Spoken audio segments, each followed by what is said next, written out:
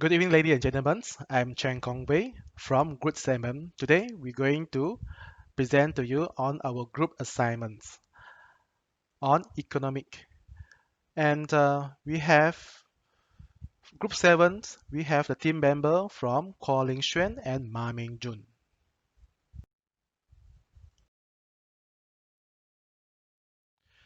So for the group assignment, we have three parts. Today, here we have part 1A. So will South Korea, Taiwan, Vietnam, and Malaysia continue to grow? We will assess the economic performance of this country for the period of 1990 until 1999 versus the period of 2010 until 2019. To continue to grow, this country shall having a strong economic growth, low and stable cost living, full employment, and a healthy external balance. To have a strong economic growth, this country shall have a strong real GDP growth rates. For the low and stable cost living, this country shall have a low and stable inflation rates as the indicator. For the full employment, so this nation shall indicate a low unemployment rate as well. For the healthy external balance, this nation shall indicate a low debt to GDP level.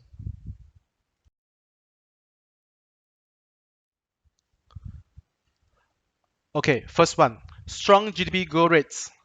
So we are comparing for two periods. Period number one is 1990 until 1999, and the period two is 2010 until 2019. For the period of 1990 until 1999, Korea, Malaysia, Taiwan, and Vietnam having a very strong GDP, which is mostly above 6%, and is above the world emerging GDP, which is just only 3.1% and 3.6%. So these four nations' GDP is almost 2 to 3 times of the world GDPs, except for 1998, Korea and Malaysia having a sharp drop on the GDP, which is caused by the Asia's financial crisis. For the period of 2010 until 2019, Malaysia and Vietnam having a better GDP, which is marginal higher compared to Korea and Taiwan's. Korea and Taiwan GDP only record 2 to 3%, which is much below that world and emerging GDPs. Vietnam remains strong above 6%, while Malaysia is marginally above emerging GDPs.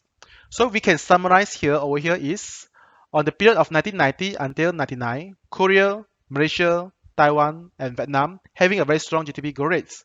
But for the period of 2010 until 2019, only Malaysia and Vietnam remain high for the GDP growth rate, but the Korea and Taiwan are weakened below the world GDPs.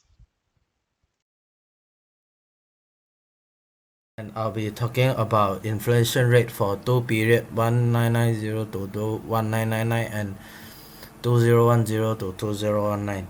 And in the graph, we could see that Korea, Malaysia, and Taiwan has a high and stable rating due to strong economic growth for each country, whereas compared with Vietnam, it has high volatile rating with big fluctuation in the beginning, starting from year 1990 to 1995, and in year 1999, comparing world with other four countries, their rating is lesser than 6.3% after the crisis.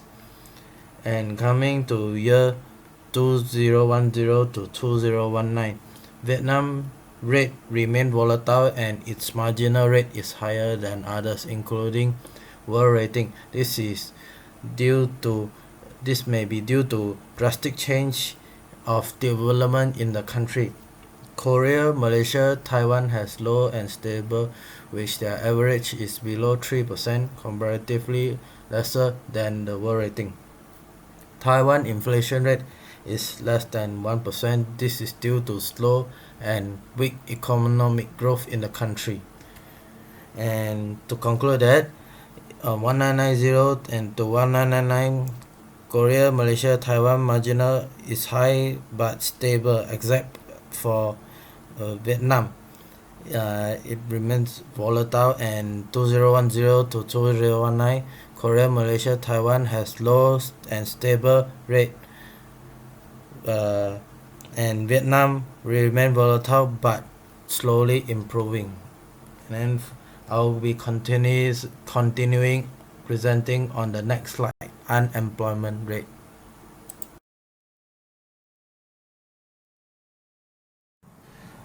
Year 1990 to 1997, its rating showing less than 3%, which protected a good unemployment rate, whereas in 1998 to 1999, due to global financial crisis causing unemployment suddenly increased tremendously, approximately about 7%, and along with year 2010 to 2019, Korea slowly regained its economy, providing an unemployment rate below 4%. And in Malaysia, 1990 to 1992, its unemployment rate is more than 4%, and then in year 1993 to 1999, Malaysia unemployment rate shows a slightly improvement around 2.4 to 3.2% in 1998 financial crisis. And then along 2010 to 2019, the unemployment rate is being manageable at an average of 3.57%. and coming to Taiwan, the country employment rate was relatively high with a percentage of 5.2%, and then following by the years until 2019, it managed to drop to 3.4% in year 2019. This shows that Taiwan has slowly improved on their economic and lesser unemployment case. However, in year 2019, Taiwan unemployment rate was at a high side compared with other countries, approximately around 3.8%.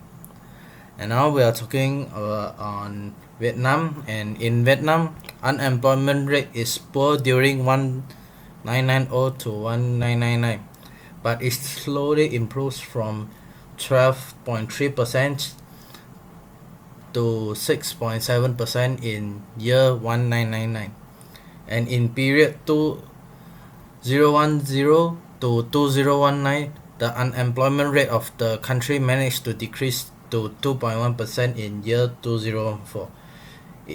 It shows that this past 10 years the unemployment rate at Vietnam is relatively low. This is due to strong economic growth and good development.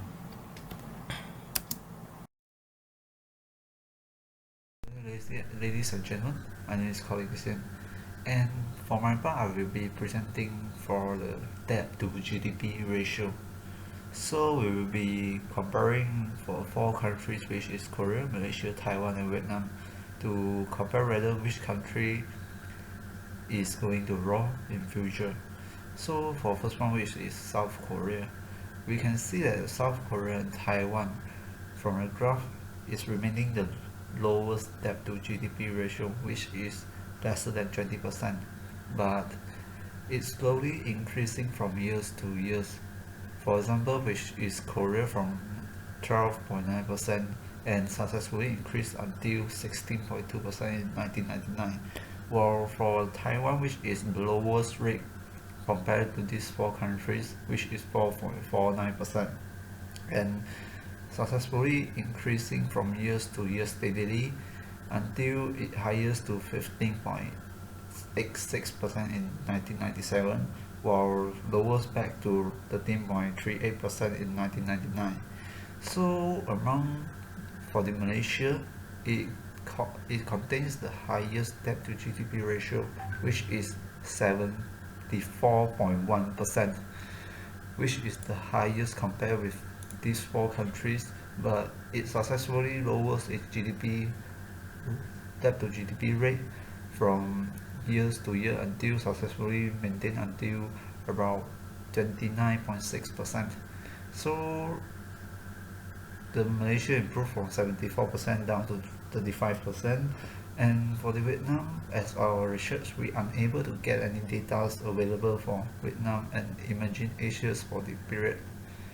So for the period of 2010 to 2009, we can see that Korea and Taiwan debt to GDP ratio is manageable between a range about 30 to 40%, and Malaysia gradually increased from 51% in the first year 2010, and after the past 10 years it successfully increased to 56.3, which is steadily increasing, while from the graph above we can see that for the the Vietnam is fluctuating between 45%, which is from the second year, and until 60%.